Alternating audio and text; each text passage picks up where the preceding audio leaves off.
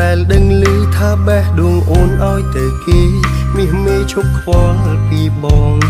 អូនសំដែងទាំងទឹកភ្នែកហូរនៅហូរ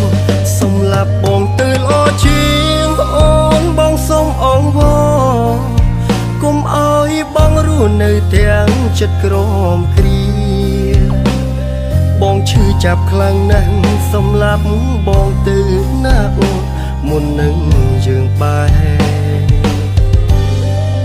បងព្រមទទួលស្គាល់ហើយថាបងចាញ់គេបងមិនសមនឹងអូនបងមិនល្អដូចគេ